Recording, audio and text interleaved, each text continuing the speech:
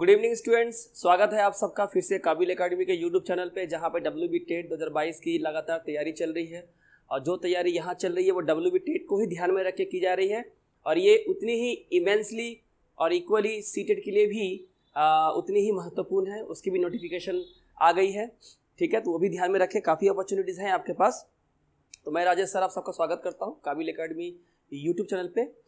आज जो हम लोग करने जा रहे हैं, ये आज हम लोग शुरू कर रहे हैं आज से इंग्लिश का पहला सेट, ठीक है। आज जो हम लोग शुरू करने जा रहे हैं ये है इंग्लिश का पहला सेट। तो पहला सेट में हम लोग पूरे के पूरे हम लोगों ने क्या किया है, पूरे के पूरे 30 सवालों को लिया है, पूरे 30 क्वेश्चंस को हमने लिया है, और कोशिश करेंगे with in the time frame हम लोग इन सवालों को समझें और इसको ठीक से सॉल्व करें। तो आप लोग ये बहुत ध्यान से देखें, वीडियो को स्किप ना करें और शुरू से लेकर लास्ट तक बने रहे वीडियो में, ताकि आपको पूरा कॉन्सेप्ट क्लियर हो कि एग्जाम में अप्रोच कैसे करते हैं, सवालों को सॉल्व कैसे करते हैं, ठीक है। मैं एक एक करके सवालों को देखूंगा, और वीडियो पसंद आए तो लाइक कर दीजिएगा, कमेंट कर दीजिएगा। देखिए यहाँ पे एक पैसेज दिया हुआ है, लेकिन इन पैसेज को पढ़ने से पहले, जैसे मैंने बताया था कि सबसे पहले हम लोग क्या करेंगे, हम लोग सबसे पहले सवालों को देख लेंगे। अगर आप सवालों तो टेट में आने वाले जो पैसेज वाले सवाल होते हैं उनमें कुछ सवाल तो ऐसे होते हैं जिनको बिना पैसेज पढ़े आप आसानी से अपने कॉमन सेंस और जो आपका बेसिक ग्रामेटिकल नॉलेज है, जो अपने स्कूलों में पढ़ा है, कॉलेज में पढ़ा है, उससे दे सकते हैं। हम सब एडल्ट हैं यहाँ पे, ठीक है। The words man and people, ये क्या है? Verb, adjective, noun, adverb. आपसे पार्ट्स ऑफ स्पीच पूछा है, तो मैन यानी पुरुष, पीपल यानी पुरुष, ये दोनों क्या है? नाउन है, ये तो नाम है ना, तो हमारा आंसर क्या होगा? नाउन। देखिए सवालों को पढ़ने से फायदा ये होता है कि ऐसे एग्जाम में सवाल, कुछ सवाल ऐसे आते हैं जो सीधे ग्रामर से रिलेशन है, उनका पैसेज से कोई लेन देन नहीं है। अगर वो पैसेज से डायरेक्ट रिलेशन नहीं है तो मैन और पीपल दोनों नाउन है, वर्ब तो होगा नहीं। Any action is called a verb.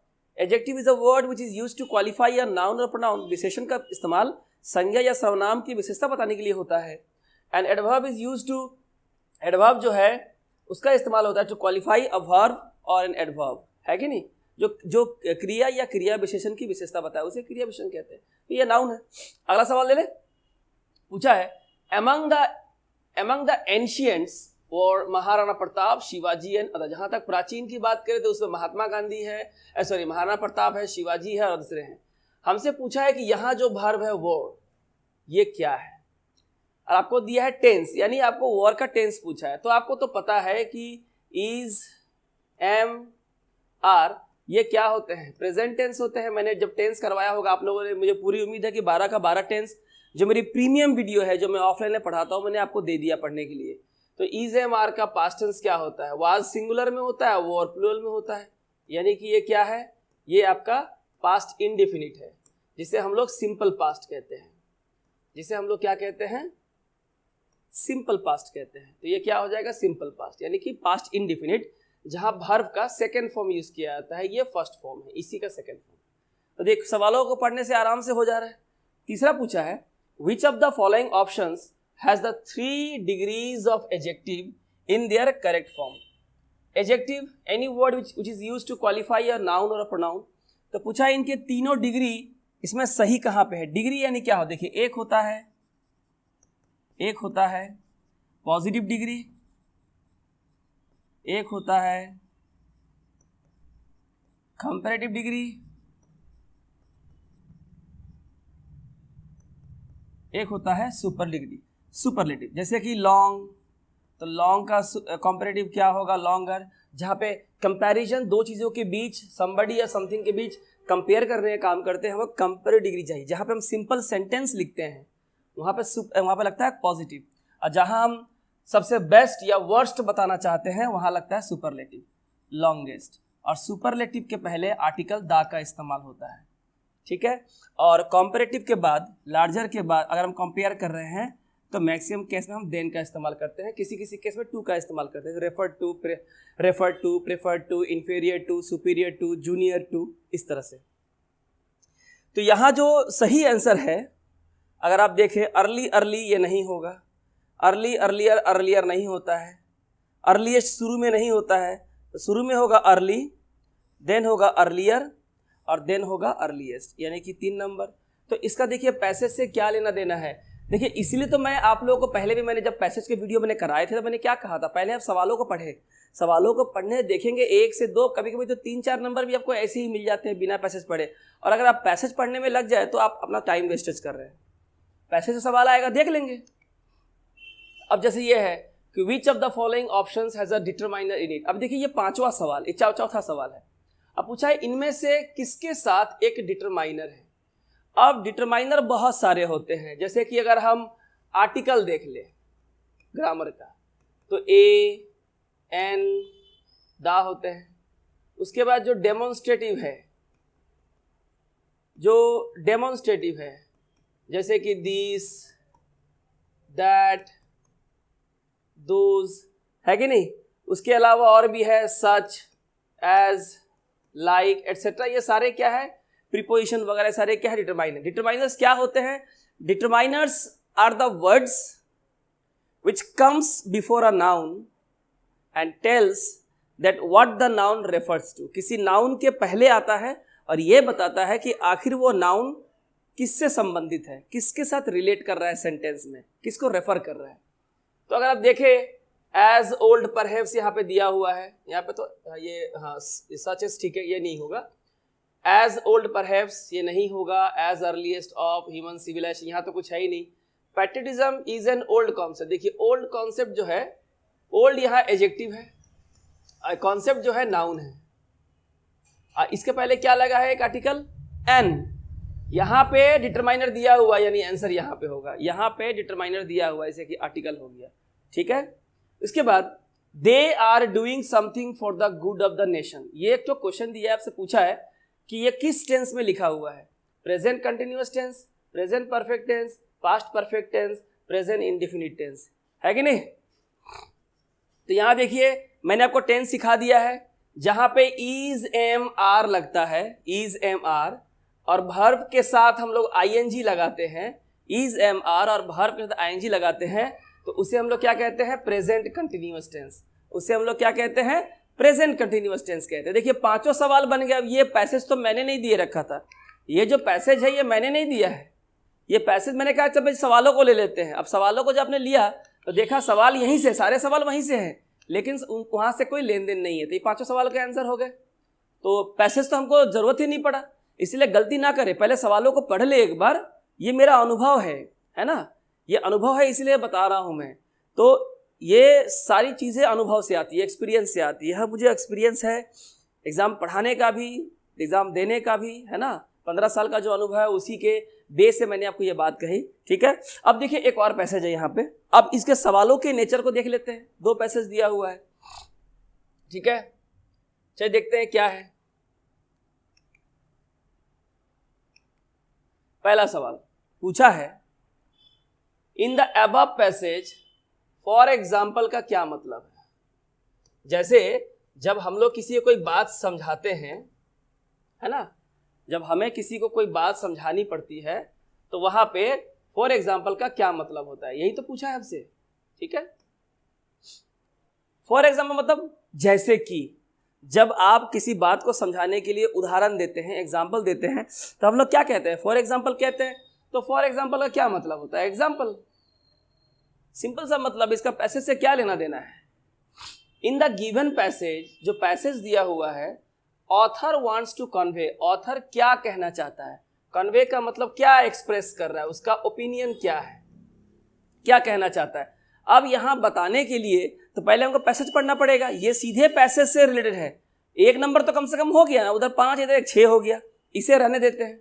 अगला सवाल है when are you dash to write to the United Nations decade for women. United Nation decade for women जो संस्था है, तुम उसको कब लिखने जा रहे हो। अब देखिए यहाँ पूछा है गोज होगा, गोइंग होगा, गो होगा कि गॉन होगा, ये पूछा है।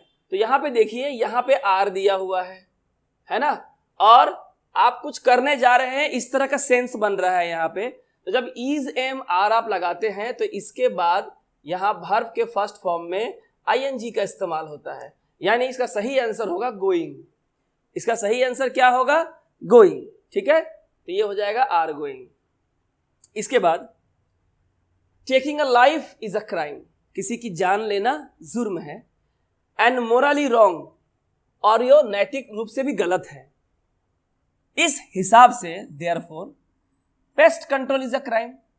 खेतों में फसलों को बचाने के लिए कीटनाशक दवाओं का छिड़काव करके हम जो कीड़े मकोड़ों को मारते हैं तब वो भी क्राइम है, वो भी तब किसी को मार रहे हैं ना, तो वो भी गुनाह है और वो भी मोरली रॉन्ग है और वो भी नैतिक रूप से गलत है। बात तो सही है, यहां आर्गुमेंट नहीं करना है। अगर ये सही है तो ये भी सही है, ये गलत कैसे हो सकता है? इसे क्या कहते हैं?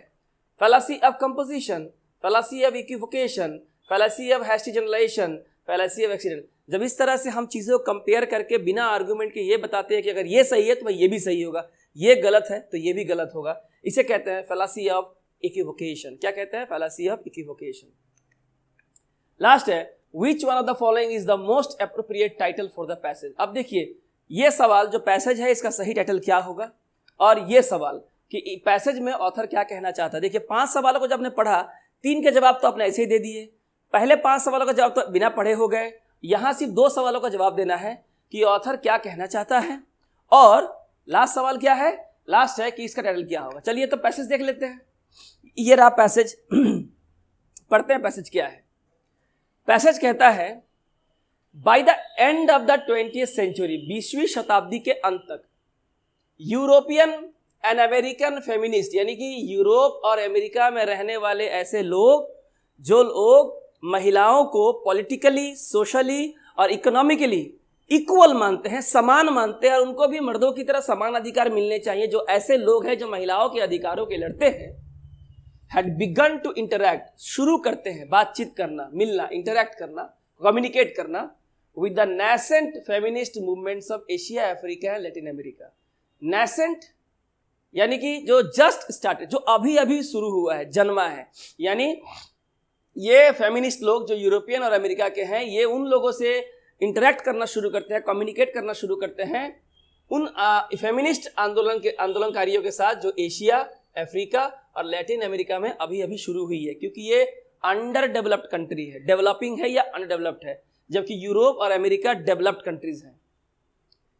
एज दिस हैपेंड, जैसे ही ये होता है, यानी कि यूरोप और अमेरिका के फेमिनिस्ट जब एशिया, अफ्रीका और लैटिन अमेरिका में फेमिनिस्ट मूवमेंट होने वाले लोगों के साथ कम्युनिकेट करते हैं, जब ये ऐसा होता है, वुमेन इन डेवलप्ड कंट्रीज, विकसित देशों की जो महिलाएं हैं, खास करके वो लोग जो बुद्धिजीवी है, इंटेलेक्चुअल्स है, हाईली एजुकेटेड है, जो अपने अधिकारों के बारे में अवेयर है, कॉन्शियस है, वे आर हॉरिफाइड टू डिस्कवर, उनको ये जान के काफी भय लगता है, उन्हें आतंकित हो जाते हैं, that women in some countries, कि कुछ देशों की महिलाएं were required to wear wheels. Wheels माने क्या होता है? पर्दा।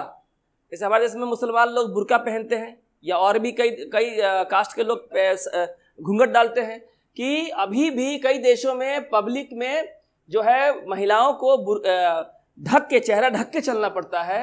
और टू एंड्योर का मतलब होता है टॉलरेट, बर्दाश्त करना। फोर्स्ड मैरिज, जबरदस्ती लड़कियों की शादी करा दी जाती है। फीमेल इन्फेंटिसाइड, मतलब लड़कियां अगर जन्म ले रही है तो उन्हें मार दिया जाता है, या गर्भ में ही मार दिया जाता है। इन्फेंटिसाइड मैंने जन्म लेते ही मार देना। विडो बर्निंग, जो विधवा होती हैं उनको जला दिया जाता है। और फीमेल जेनाइटल कटिंग, जिसे FGC कहते हैं, या फीमेल जनन अंगों को ही काट दिया जाता है। ये सुनकर वो हॉरिफाइड रहते हैं डेवलप्ड कंट्री के इंटेलेक्चुअल्स। मेनी वेस्टर्न फेमिनिस्ट सून परसीव्ड, बहुत सारे पश्चिमी देश के महिलाओं के हक के लिए लड़ने वाले जो फेमिनिस्ट होते हैं, उन्हें परसीव्ड यानी उनको ये बोध होता है, उनको ये समझ आता है, themselves as savior, उनको खुद को ये समझ में आता है कि वो उनको बचाएंगे, सेवियर है, उनके रक्षक है of the third world women. ये जो अंडर डेवलप्ड जो कंट्री है ना, एशिया, अफ्रीका वाले, यहाँ के महिलाओं को या कंट्री को थर्ड वर्ल्ड नेशन कहा जाता है, तो यहाँ के महिलाओं को थर्ड वर्ल्ड वुमेन कहा जाता है। लिटल रियलाइजिंग, जब वो सोचते हैं कि वो इनका रक्षा कर सकते हैं, लेकिन उन्हें ये पता नहीं होता है, देयर परसेप्शन, मतलब आप जो सोचते हैं, your point of view of and solution to social problem, कि आप जैसा सोच रहे हैं वहां की महिलाओं के बारे में, या आप जो समाधान देना चाहते हैं वहां के सामाजिक समस्याओं के बारे में, were often at odds with the real lifes and concerns of women in this regions. वो आपकी सोच और समाधान वहां पे एशिया, अफ्रीका और लैटिन जैसे जगहों पर रहने वाली महिलाओं की जिंदगी और उनकी चिंताओं से बिल्कुल मेल नहीं खाते हैं, अप्लाई नहीं होते हैं। इतना आसान नहीं है। आपकी सोच अच्छी है पर आप उसको जाइए अप्लाई करने के, लोग आपको एक्सेप्ट नहीं करेंगे। In many parts of Africa, Africa के बहुत सारे हिस्सों में, for example the status of women had begun to erode significantly only with the arrival of European colonialism. बहुत सारे अफ्रीका के ऐसे हैं जगह हैं, एग्जाम्पल के लिए अगर हम अफ्रीका को ले लें तो जब यूरोपियन शासनकाल शुरू हुआ था तो उस समय महिलाओं की स्थिति भयानक रूप से धीरे धीरे खत्म हो रही थी। इरोड माने होता है to decline drastically but slowly. In those region, ऐसे जगह पे खासकर अफ्रीका, उस समय द नोशन, ऐसी कंसेप्शन था, धारणा थी दैट पैट्रियार्की माने ऐसा समाज जहां मर्दों को ही सारे अधिकार दिए जाते हैं, औरतों को नहीं, वाज द चीफ प्रॉब्लम। लोग समझते थे कि पैट्रियार्की सबसे बड़ी समस्या है रादर देन यूरोपियन इंपीरियलिज्म। उनके लिए यूरोप का आगमन या यूरोपीय शासन बड़ी समस्या नहीं थी, पैट्रियार्की बड़ी समस्या थी। सीम्ड एब्सर्ड, और ये बात जो है बहुत ही बेतुका सा लगता था। द कॉन्फ्लिक्ट यानी कि द्वंद्व between women in developed and developing nation, यानी डेवलपिंग नेशन के महिलाएं और जो देश विकसित हो गई हैं डेवलप्ड, वहां की महिलाओं के बीच जो कॉन्फ्लिक्ट हो रहा है, played out most vividly at international conference. जब अंतर्राष्ट्रीय सम्मेलन होता है तो वहां पे ये चीजें सामने आ जाती है, लोग बोलने लगते हैं, महिलाएं लेकर सामने आती है। After the 1980 world conference of the United Nations decade for women, जो कॉन्फ्रेंस हुआ जहां का थीम था equality, development and peace, in Copenhagen में हुआ था। वुमेन यानी महिलाएं जो लेस डेवलप्ड नेशन से आती हैं, वो उन्होंने शिकायत किया द व्हील एंड FGC यानी female genital cutting had been chosen as conference priority. वो शिकायत करते हैं कि उनके देशों में ये दोनों चीजें, पर्दा पहनना होगा और महिला जननांग काट देना होगा, ये दोनों चीजें उनसे बिना पूछे, बिना उनकी प्रायोरिटी कर दिया जाता है। लिखा ना, without consulting the women most concern. It seem, और ऐसा लगता है उनकी बातों को सुन के, दैट देयर काउंटरपार्ट माने उनके घर में जो मर्द है या उनके जो पति हैं, भाई हैं, बाप हैं, इन द वेस्ट, पश्चिम में, were not listening to them, वो महिलाओं की बात बिल्कुल भी नहीं सुनते हैं। हमने पैसेज पढ़ लिया, पैसेज अच्छा था, अवेयर होंगे लोग, महिलाएं अपने अधिकारों को समझेंगी, लड़ेंगी। तो अब हम लोग सवाल में आते हैं कि ऑथर क्या कन्वे करना चाहता है। The spread of feminism all over the world, कि पूरी दुनिया में, सिर्फ इंडिया, सिर्फ ऑस्ट्रेलिया में ही नहीं, ये खाली फेमिनिज्म बिगिनिंग नहीं है, पूरे संसार में महिलाओं को पॉलिटिकल, इकोनॉमिकल, सोशल अधिकार मिलने चाहिए उतने ही जितने मर्दों के पास है। और एक सवाल और था ये वाला कि इसका टाइटल क्या होगा। तो इसका टाइटल प्राइवेटाइजेशन क्यों होगा, लिबरलाइजेशन क्यों होगा, ग्लोबलाइजेशन होगा, क्या होगा, सार्वभौमिकरण, सब तरफ फेमिनिज्म होगा, महिलाओं को भी वही अधिकार मिलेंगे जो पुरुषों को है। चलिए 2 पैसेज कर लिए, अब हम लोग आते हैं ग्रामर में। चूज द करेक्ट ऑक्सिलरी और modal verb out of the given alternative. यहां आपको वर्ब दिया गया है, बताना है। I dash swim across the lake when I was young, जब मैं छोटा था तो मैं तालाब को तैर कर पार डैश, क्या होगा, कुड होगा, शुड होगा, माइट होगा या मस्ट होगा। ठीक है, आई डैश स्विम अक्रॉस क्या होगा, I could swim, I should swim, I might swim, I must swim. जब मैं छोटा था तब मैं लेक को तैर कर पार कर सकता था, ऐसा मीनिंग आ रहा है। ठीक है, तो देखिए यहां पास्ट टेंस की बात हो रही है, तो यहां कोई भी वर्ब प्रेजेंट टेंस तो होगा नहीं, और यहां ये बता रहा है कि जब मैं छोटा था तो मेरे पास कुछ एबिलिटी थी, पास्ट में मैं कुछ कर सकता था, मेरे अंदर इतनी क्षमता थी। इसका प्रेजेंट टेंस होता है कैन और इसी का पास्ट टेंस होता है कुड। इसका सही आंसर होगा कुड। ठीक है, और यहां पे शुड नहीं होगा, शुड का इस्तेमाल हम लोग यहां पे सजेशन या कोई काम आप करो ये अप्रोप्रिएट होगा। Like the police should take some action against the anti social elements in our area. हमारे एरिया में जो एंटी सोशल एलिमेंट्स हैं उसके खिलाफ पुलिस को कुछ कार्रवाई करनी चाहिए। यानी आप कोई काम करो क्योंकि ये अप्रोप्रिएट है, आपको करना चाहिए, वहां शुड लगाते हैं। ठीक है, माइट कहाँ लगाते हैं, पॉसिबिलिटी के लिए। कहाँ लगाते हैं, जहां पे कोई पॉसिबिलिटी है, संभावना।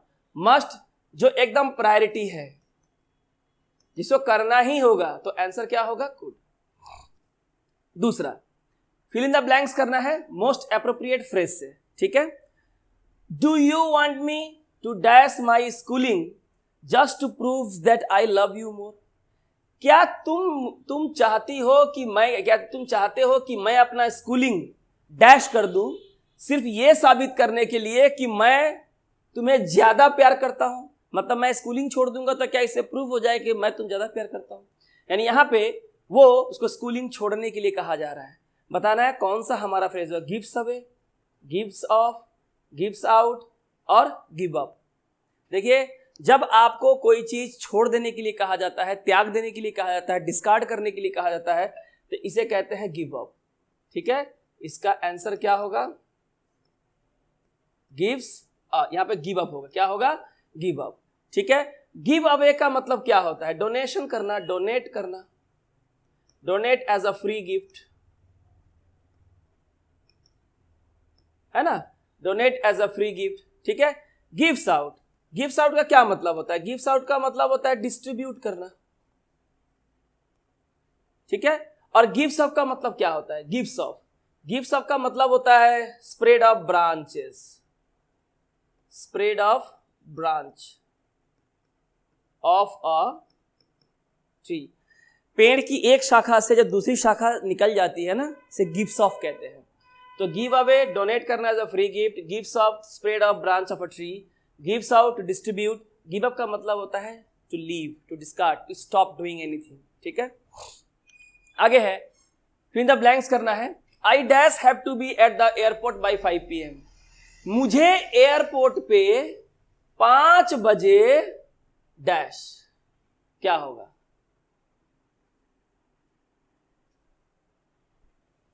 यहां पे ऑप्शन है मस्ट, माइट, मे और shall. I dash have to be at the airport by 5, मुझे 5 बजे एयरपोर्ट पे होना ही होगा, ठीक है। यहां पे सबसे पहली बात माइट पॉसिबिलिटी की बात नहीं होगी, तो मे भी नहीं होगा। ये दोनों सबसे पहले अगर हमें कंफ्यूजन है तो हम क्या करेंगे, हम पहले रॉन्ग ऑप्शन को एलिमिनेट कर देंगे। मुझे तो 5 बजे एयरपोर्ट पे होना ही होगा।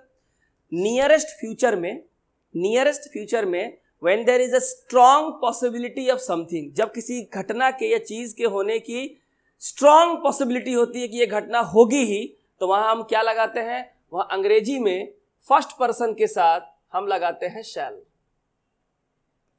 वहां हम क्या लगाते हैं, शैल लगाते हैं, ठीक है। तो वहां पे क्या होगा, शैल। हालांकि पढ़ के ऐसा लगता है कि मस्ट लेगा, लेकिन नहीं, यहां पे होगा I shall have to be at the airport by 5 PM, ठीक है। इसका आंसर बताइए क्या होगा। यहां पे फ्रेजल वर्ब मिसिंग है, हमें इसे भरना है। She always dash her arguments with facts, वो हमेशा अपने आर्गुमेंट्स को फैक्ट के साथ डैश करती है, यानी कि सपोर्ट करती है। जो भी आर्गुमेंट देती है उसके पीछे उसका सपोर्ट रहता है। क्यों होगा, फैक्ट होता है। आर्गुमेंट के क्या होता है, आर्गुमेंट इज फैक्ट, क्या होगा।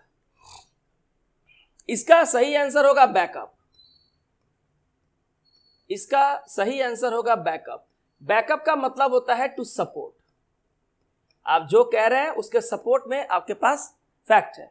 अब यहां पे बात है कि बैकअप का क्या मतलब होता है ना। यहां पे है बैक ऑफ, ये रहा बैक ऑफ। बैकअप का क्या मतलब होता है, बैकअप का मतलब होता है टू रिट्रीट, पीछे हट जाना, ठीक है। कोई आप एक्शन लेने जा रहे थे, किसी के साथ आपका कन्फ्रंटेशन होने जा रहा था, आप बस पीछे हट गए।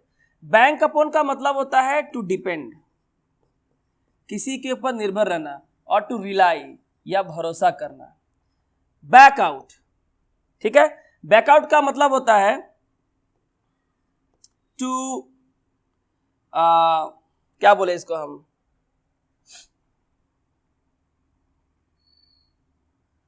बैकआउट। बैकआउट हम बोल देंगे मतलब आपने कोई प्रॉमिस किया था, कमिटमेंट दिया था और आप उस पर खरे नहीं उतरे हैं, ठीक है।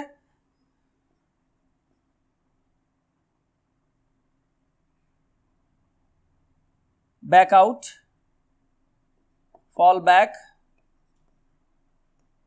फ्रॉम योर कमिटमेंट, यानी आपने कोई प्रॉमिस और आपने कोई कमिटमेंट किया था और आप अब उससे क्या हो रहे हैं, पीछे हट रहे हैं, इसे कहते हैं बैकआउट करना, ठीक है। आगे देखते हैं।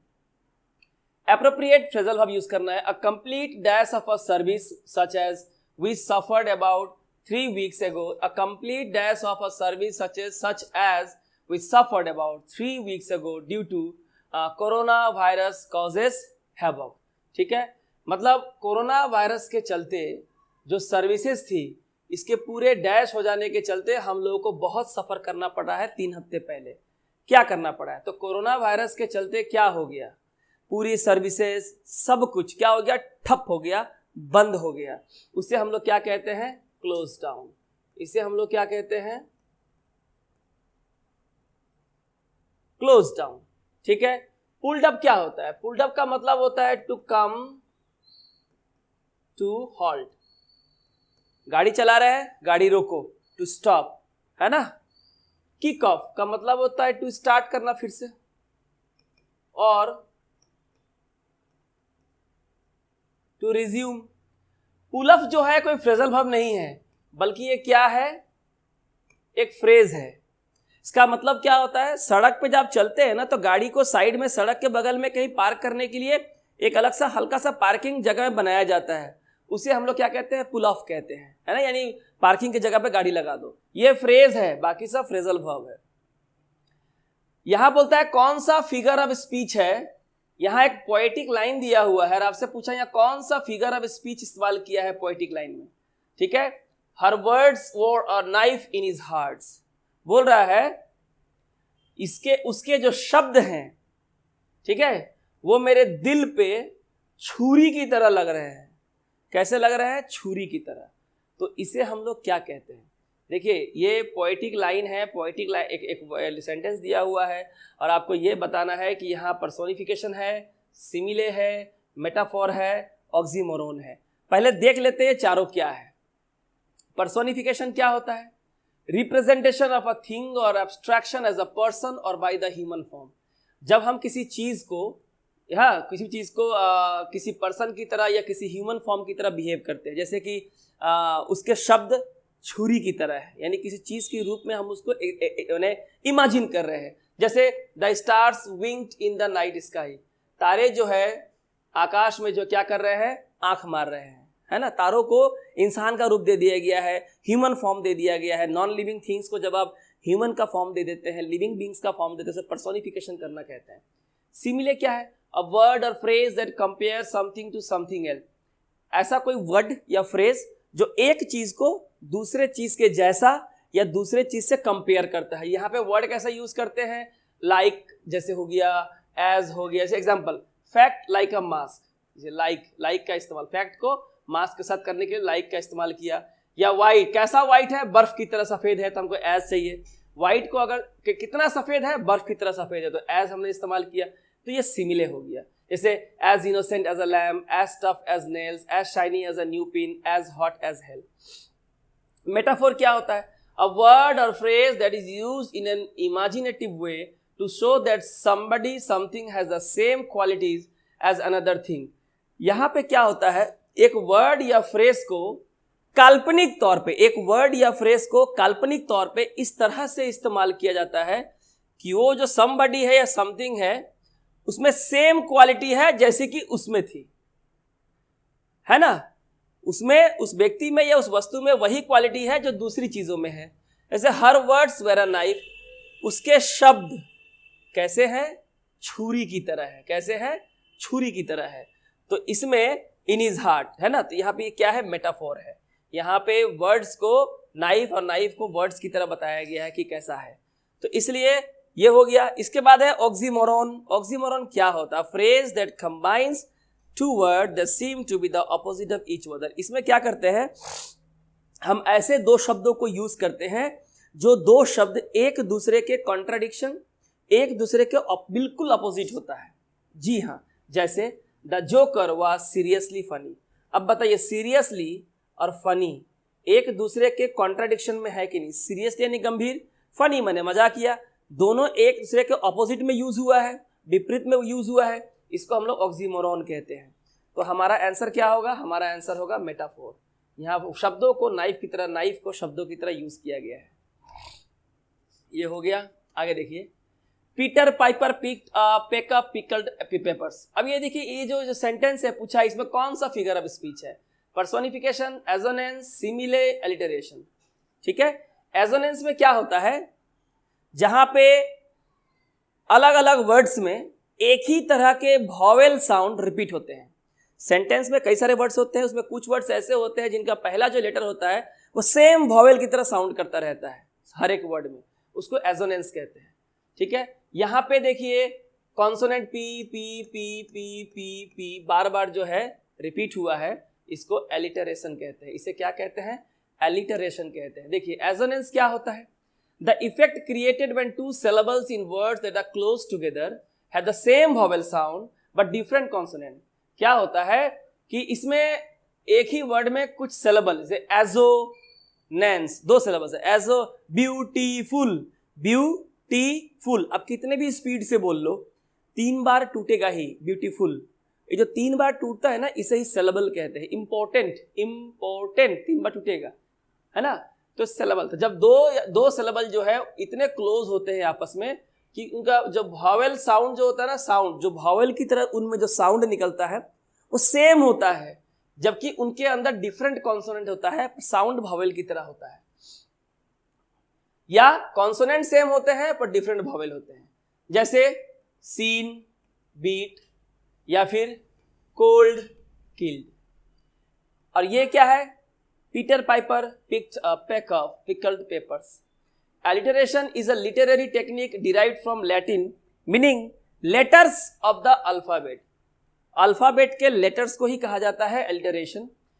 It occurs when 2 or more words are linked that share the same first consonant sound। इसमें क्या होता है? इसमें कई सारे वर्ड्स ऐसे होते हैं जो एक ही तरह के कॉन्सोनेंट को लेके बार बार रिपीट होते हैं, बार बार रिपीट होते हैं।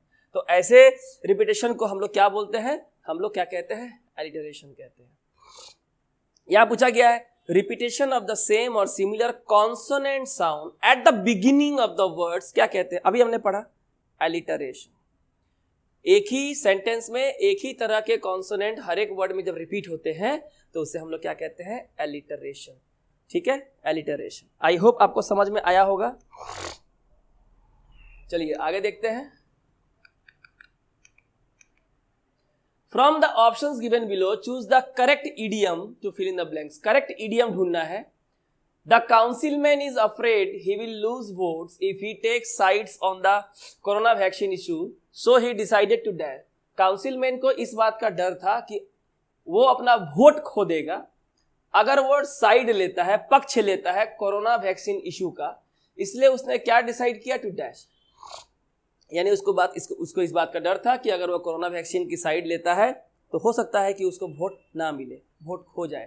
तो यहाँ पे ये कहना क्या चाहता है? यानी कि वो न्यूट्रल रहना चाहता है, वो कुछ नहीं कहना चाहता, चुपचाप, ना पॉजिटिव ना नेगेटिव, ना इस साइड ना that side, to be neutral. ठीक है, तो इसे कहते हैं सिट ऑन द फेंस। क्या कहते हैं?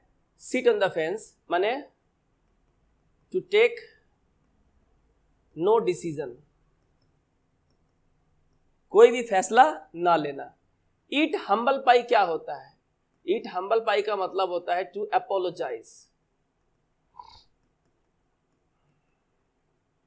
इन फ्रंट ऑफ पब्लिक। पूरी जनता के सामने माफी मांगना, जहां आपको बहुत ज्यादा शर्मिंदगी फील होती है ना, आप एक तरह से आप ह्यूमिलिएट हो जाते हो, बेइज्जत हो जाते हो।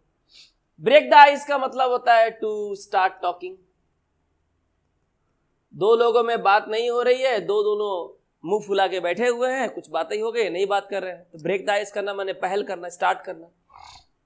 Jump on the bandwagon, है ना, टू ज्वाइन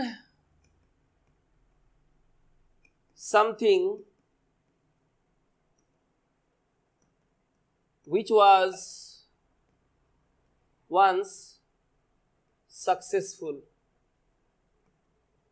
आप किसी ऐसी चीज का साथ देने के लिए कूद पड़ते हैं जो एक समय बहुत सफल हुई थी और यही सोच के आप उसका आज भी साथ दे रहे हैं। Jump on the bandwagon. तो बैंडवैगन तो आज है नहीं, पुरानी चीज है, एक समय बहुत चलता था। आगे देखो, select the option that is the correct meaning of the underline idiom. You have to be humble in your behavior। तुम्हें अपने व्यवहार में नम्रता लानी चाहिए। एंड फॉर दैट, और इसके लिए the first thing to do, जो पहला काम तुम जो करोगे, is to stop blowing your own trumpet. सबसे पहला काम ये करो कि अपने मुंह मियाँ मिट्ठू मत बनो, यानी अपनी तारीफ खुद मत करो सबके सामने। तो ब्लोइंग योर ओन ट्रम्पेट का मतलब होता है खुद की तारीफ करना। इसका मतलब होता है टू प्रेज वन सेल्फ। क्या मतलब होता है? टू प्रेज वन सेल्फ, अपने मुंह मियाँ मिट्ठू बनना या अपनी तारीफ स्वयं करना पब्लिकली। ठीक है। Choose the correct sentence from the following. यहां से करेक्ट, यानी देखो चारों क्वेश्चन सेंटेंस है, बताना है कौन सा सही है। क्वेश्चन सेंटेंस की खासियत, जब मैंने टेंस पढ़ाया आपको, 12 टेंस मैंने पढ़ाए, 12 के 12 टेंस प्रीमियम वीडियो मेरे ऑफलाइन के जो पेड वीडियो है वो आपके लिए फ्री मैंने अवेलेबल करवाया। आप उसको पढ़िए, नहीं तो 2 नंबर आपके हाथ से, फिल इन द ब्लैंक्स भी आपके हाथ से चला जाएगा। मजाक नहीं है वो, ठीक है ना। तो वहां मैंने क्वेश्चन सेंटेंस बनाना बहुत बढ़िया सिखाया था, स्पोकन इंग्लिश भी सिखाया था। तो बताना है कुछ सवाल कैसे बनते हैं। सवाल जब भी बनता है आपको ध्यान रखना है कि पहले WH वर्ड आते हैं, और WH वर्ड के बाद क्या आएगा? ऑक्सिलरी वर्ब आएगा, और उसके बाद जो है क्या आएगा? सब्जेक्ट आएगा। फिर कुछ आ सकता है लास्ट में क्वेश्चन मार्क आएगा, इसके बाद ऑब्जेक्ट आ सकता है, लास्ट में क्वेश्चन मार्क आएगा। अब यहाँ देखिए, वाई के बाद यहाँ सब्जेक्ट है, नहीं होगा क्योंकि वर्ब पहले होता है। वाई के बाद फिर सब्जेक्ट है, नहीं होगा। वाई के बाद फिर सब्जेक्ट है, नहीं होगा। तो बचा कौन? यही बचा ना, who is at the door, दरवाजे पे कौन है। ये तीनों इस पे खड़े ही नहीं होते। WH word, auxiliary verb, subject कहीं भी नहीं है, सिर्फ एक नंबर में।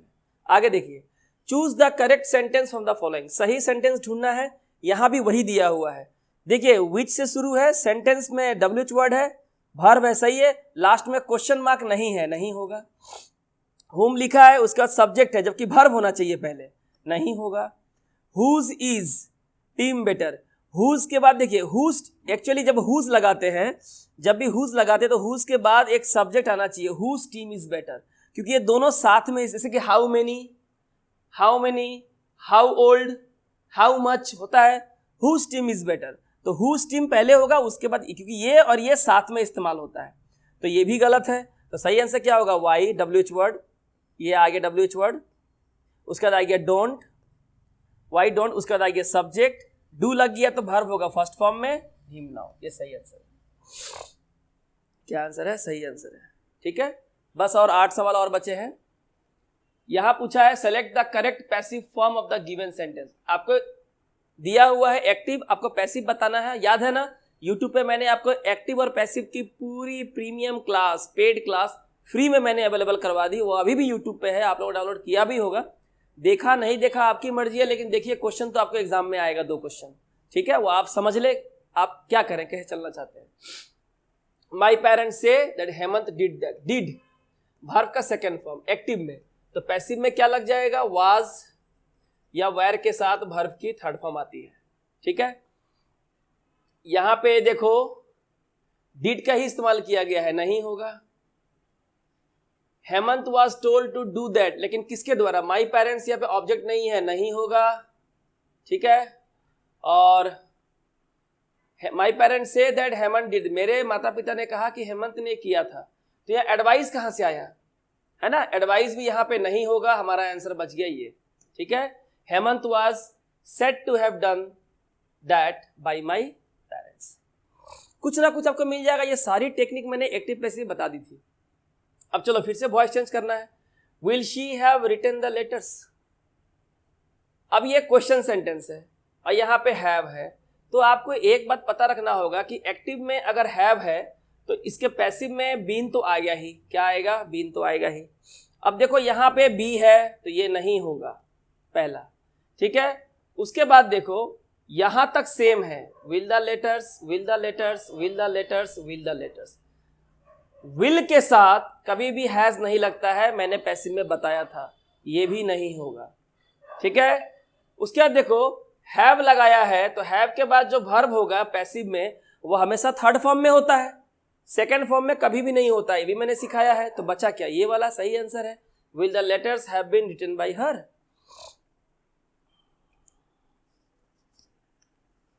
इसके बाद देखिए, अब देखिए ये चीज, ये पूछा है give the rhyme scheme of the following line. ये पोएम दिया हुआ है, आपसे एक बहुत ही अलग सा सवाल पूछा है कि यहाँ पे राइम स्कीम क्या है। यहां पे राइम स्कीम क्या है ये आपसे पूछा। अब राइम स्कीम क्या होता है मैं आपको समझा देता हूं, सिखा देता हूं, और ऐसा एक क्वेश्चन आपके एग्जाम में आ सकता है।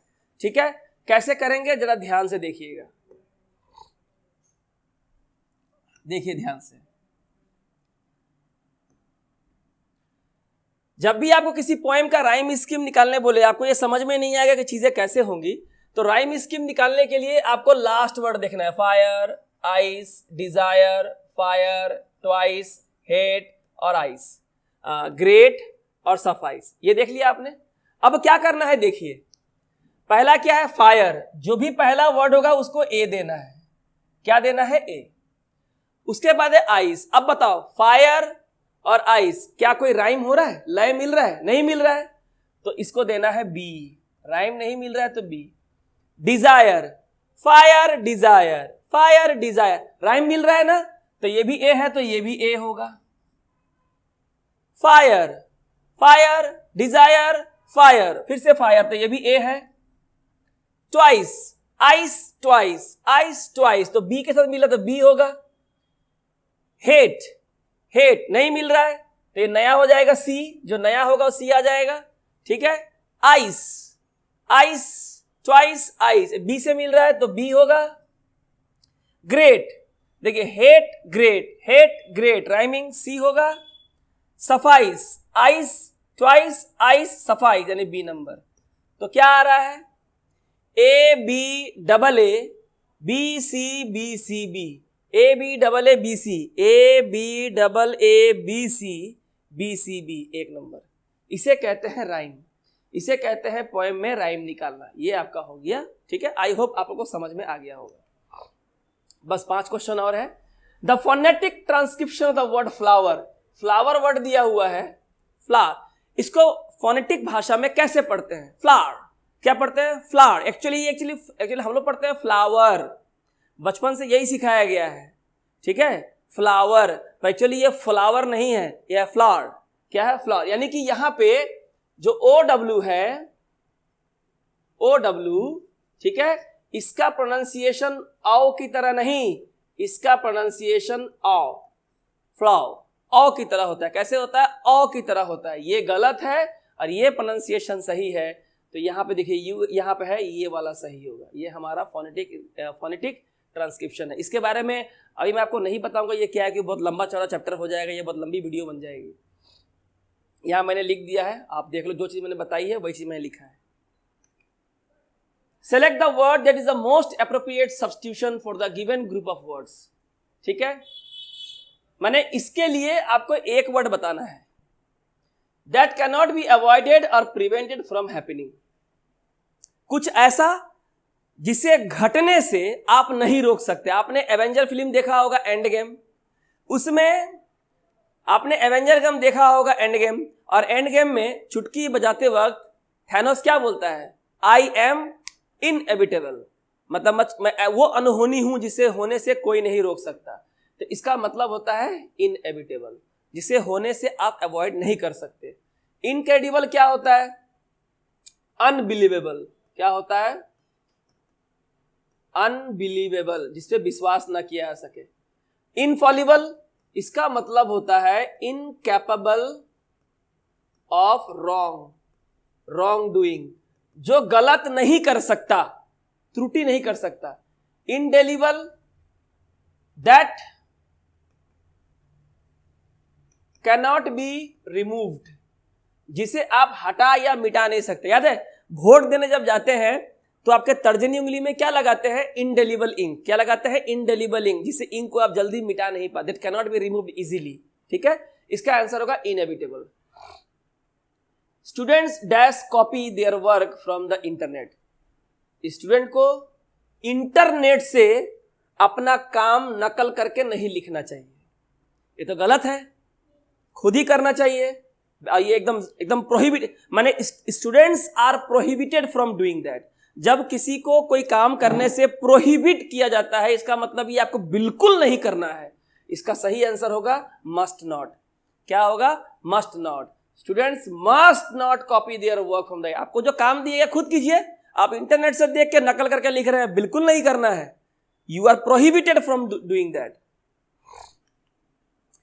आई have been teaching in this school since 2020। बोला ये किस टेंस में लिखा गया है? तो टेंस मैंने आपको सिखाया है, और वहां मैंने सिखाया है कि जब सेंटेंस में हैज और हैव हो, बीन हो और आईएनजी हो, तो इसे हम लोग प्रेजेंट परफेक्ट कंटिन्यूअस टेंस कहते हैं, क्योंकि यहां पे हैज, हैव और वर्ब के फर्स्ट फॉर्म में आईएनजी लगाते, इसे कहते हैं प्रेजेंट परफेक्ट कंटिन्यूअस टेंस। ये नहीं होगा। अंतिम सवाल आज के इस पहले English set, first English set TET, WB TET की के पहले सेट का अंतिम सवाल। और इस तरह का सेट अब चलते रहेंगे, हिंदी के, इंग्लिश के, पेडागोगी के, मैथ्स के, चाइल्ड पेडागोगी के और ईवीएस के। What does the word mediocre mean? Mediocre का क्या मतलब होता है? देखिए, मीडियोकर का मतलब होता है एवरेज, जो औसत है ना? तो यहां पे इसका मतलब होता है एवरेज। और इंटेलिजेंट, एक्स्ट्रा ऑर्डिनरी, तो ये इसका ऑपोजिट हो गया। क्या हो गया? इसका ऑपोजिट हो गया। ठीक है, मीडियोकर तो डल नहीं बोलेंगे, एवरेज बोलेंगे, जो एवरेज परफॉर्म करता है। सो स्टूडेंट्स, कैसा लगा आपको आज का ये पहला सेट इंग्लिश का WB TET 2022 special first mock test of English pedagogy? यहाँ पे खैर मैंने ग्रामर के क्वेश्चंस लिए थे जो बहुत इंपॉर्टेंट है, क्योंकि 4-5 क्वेश्चन ही पेडागोगी से आएंगे, ज्यादा आएंगे तो भी और भी अच्छा है। ठीक है, तो मुझे पूरी उम्मीद है कि आप लोगों को आज का ये सेशन बहुत अच्छा लगा होगा। अगर आपको लगता है कि हम आपके लिए एफर्ट कर रहे हैं और मेहनत कर रहे हैं और आपके पूरी कोर्स करवाने की जिम्मेदारी हमने ली है, तो प्लीज एक बार लाइक जरूर कर दे, शेयर कर दे, सबको कमेंट करें। देखिए, एक बात विश्वास रखिए, आपकी परीक्षा 11 नवंबर को है और आप सब दो चीजों के लिए बहुत एक्साइटेड है। सर पीडीएफ दे दीजिए, कौन से किताब से पढ़े, है ना? सर मॉक टेस्ट कब करवाएंगे, सेट्स कब करवाएंगे? अरे अगर आपको मैं शुरू से सेट करवा देता तो मैं एक पॉपुलर टीचर बन जाता, ढेरों व्यू आ जाते। क्या फायदा है? अंधों की तरह ऑप्शन लगाने से अच्छा है कि पहले उसका इलाज करवाइए, उसके बाद देख के आंसर कीजिए। यानी पहले थ्योरी पढ़िए। पहले अगर आप जीन पियाजे, कोलबर्ग, गार्डनर, इन सब के बारे में, लेव वाइगोत्स्की, इन सब दार्शनिकों के बारे में पहले पढ़ लेंगे, उसके बाद जब मैं इनके ऊपर सवाल दूंगा तो आपको क्या ऐसा नहीं लगता है कि उन सवालों को करने में आप ज्यादा समर्थ होंगे? You will be more able in solving all the questions from those topics like Jean पियाजे, Vygotsky, Kohlberg and Gardner. So that is most important. तो हड़बड़ी मत कीजिए, अभी आपके एक हफ्ता के बाद तो एग्जाम नहीं है, आपका एग्जाम 11 दिसंबर को है। पूरे से इतने सेट्स हो जाएंगे ना, आप संभाल नहीं पाओगे। लेकिन पहले थ्योरी पढ़ लो, चीजों को समझ लो, बहुत अच्छे से परीक्षा दे पाओगे। चलिए, आपसे मिलेंगे अगले वीडियो में, तब तक रखें अपना पूरा ख्याल। Thank you.